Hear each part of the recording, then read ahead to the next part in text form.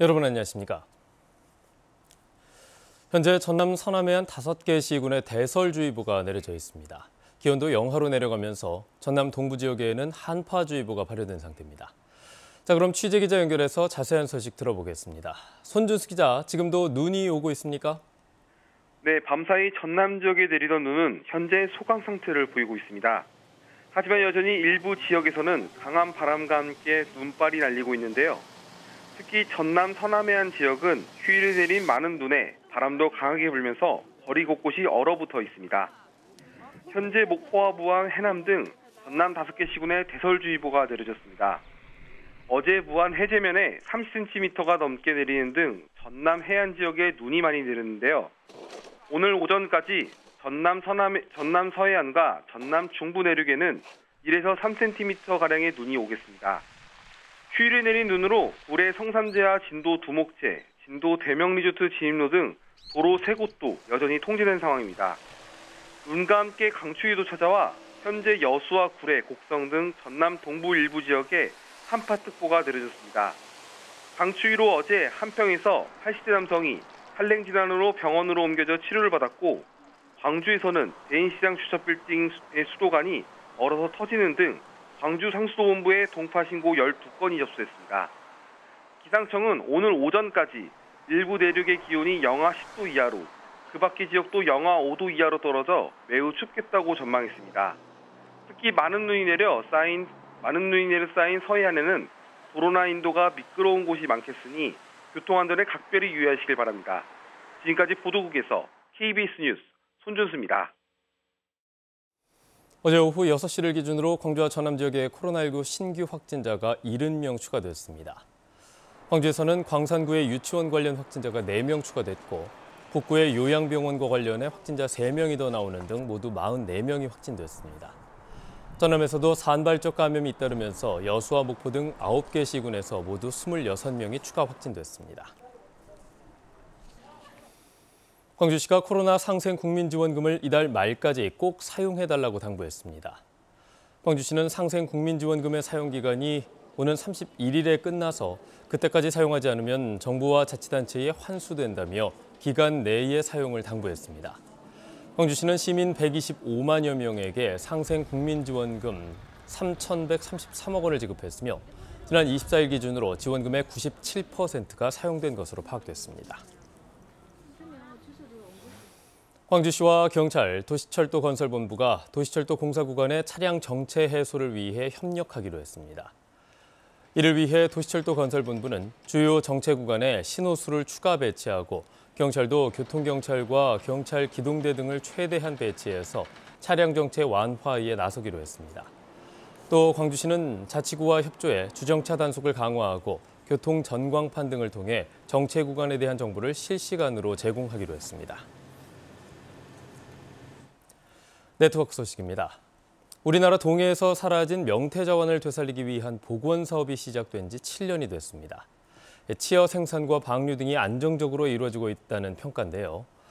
정부는 명태 살리기 사업을 계속 이어간다는 방침입니다.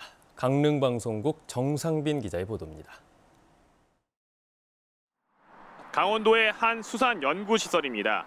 2014년부터 7년째 명태 살리기 연구가 진행되는 곳입니다. 그동안 인공수정과 치어 생산, 먹이 개발 등의 연구를 거쳐 명태의 산란 시기를 초창기보다 4개월 정도 앞당기는 성과를 거뒀습니다. 이 때문에 명태 치어를 최장 7개월까지 키운 뒤 방류할 수 있게 돼 바다 생존율을 높일 수 있게 됐습니다. 명태를 사육하는 기간이 연장이 된 겁니다.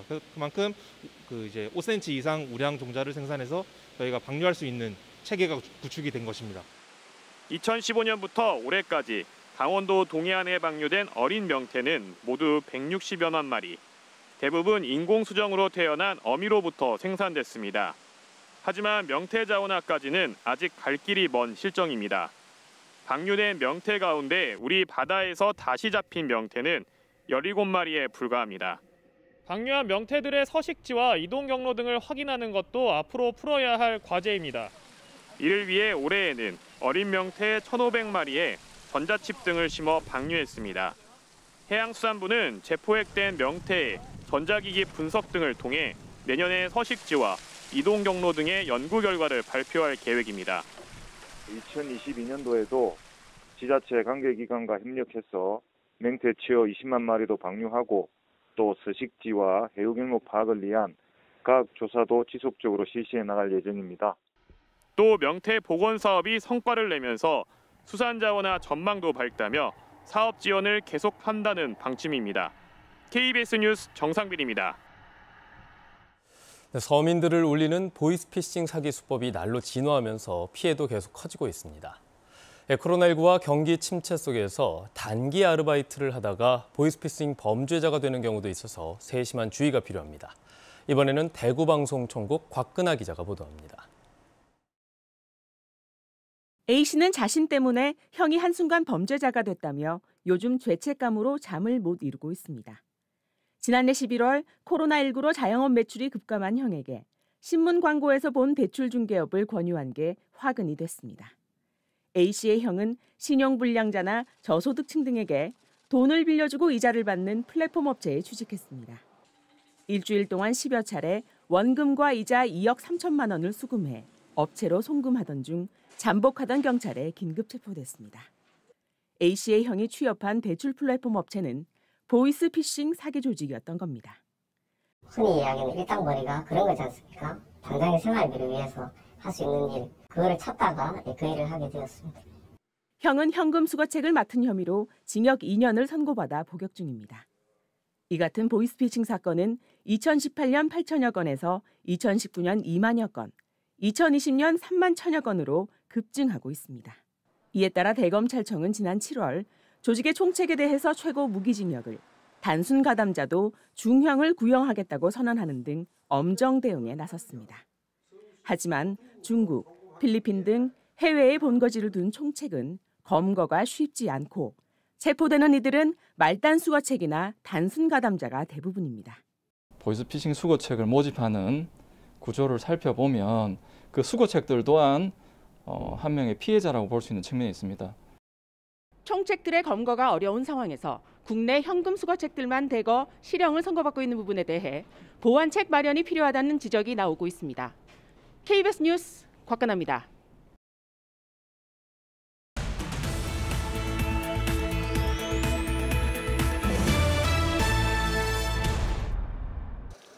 여수시가 여수 고흥간 10개의 섬을 잇는 바닷길인 여수 섬섬길에 관광 편의시설인 섬섬여수 힐링 쉼터를 조성했습니다.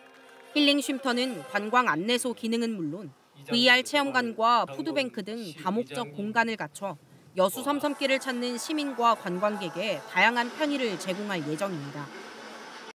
구례군 귀농기촌협회가 전남블루 재능봉사단 최종 평가회에서 자원봉사 유공 행안부 장관상을 수상했습니다. 구례군 귀농기촌협회는 회원들 각자의 재능을 기부하여 지역 내 취약계층을 대상으로 도배와 노후전기 보수 등의 자원봉사 활동을 하고 있으며 전라남도 블루봉사단의 일원으로 타 시군의 취약계층 주거를 개선해 온정 있는 전남 만들기에 기여하고 있습니다. 해남군이 군의 관문인 계곡면 국도 13호선 진입로에 해남 경계의 시작을 알리는 공룡 조형물을 설치했습니다. 해남군은 천연기념물로 지정된 우황리 공룡 화석지가 소재하고 국내 최대 공룡 박물관을 운영하고 있는 세계적인 공룡 화석 산지로서 군민들과 관광객을 처음으로 맞이하는 진입로에 대표 자원인 공룡을 상징하는 조형물 설치를 추진해왔습니다. 한평군과 전남도립대학교가 지역의 평생직업 교육 활성화를 위한 업무 협약식을 맺었습니다. 이에 따라 한평군은 주민들의 요구를 파악해 평생직업 교육과정 개설을 대학에 제안하고 취업 연계를 위한 행정적 제도적 지원을 제공할 예정입니다. 지금까지 단신 브리핑이었습니다.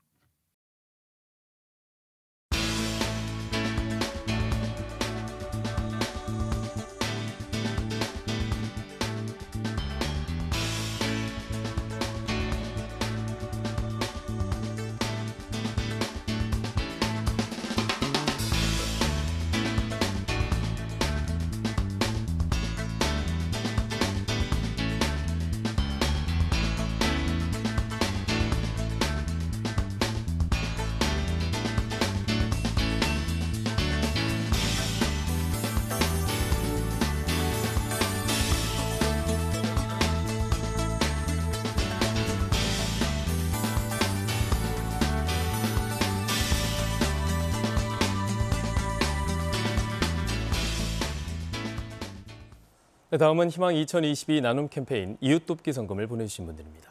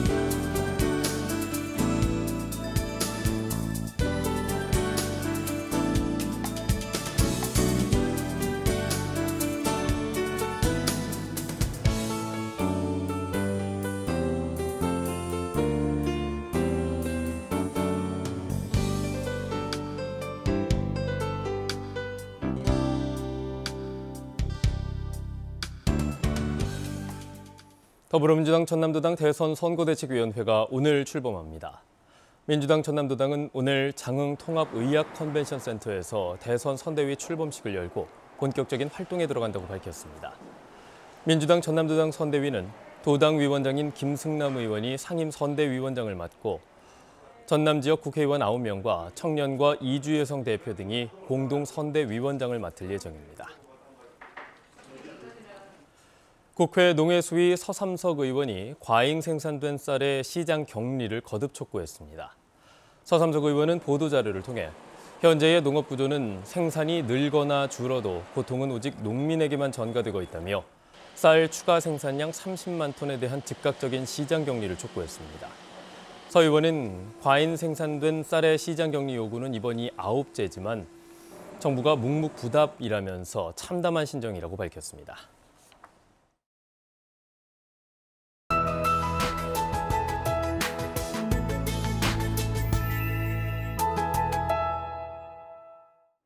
오늘 아침도 꼭 두툼한 외투 입으셔야겠습니다. 추위가 계속되고 있는데요. 아침 최저 기온이 광주가 영하 7.6도, 곡성과 해남은 영하 10도를 밑돌고 있습니다.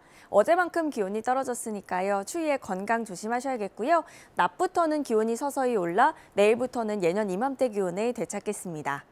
기온이 이렇게 크게 떨어지면서 여수와 곡성, 구례 등 동부 지역을 중심으로는 한파주의보가 이어지고 있고요. 여전히 서해안 지역에는 눈구름이 머물면서 대설주의보도 발효 중입니다. 오늘 오전까지 눈이 조금 더 내리겠습니다. 전남 서해안 지역에 1에서 3cm, 중부 내륙 지역에 1cm 안팎이 더 내려 쌓이겠습니다. 다음 자세한 지역별 날씨입니다. 오늘 대체로 흐리겠고요. 아침 기온은 화순이 영하 10도, 장성이 영하 9도로 어제보다도 더 춥습니다. 한낮 기온은 순천 4도, 광양 5도로 어제보다 2에서 8도가량 높겠습니다.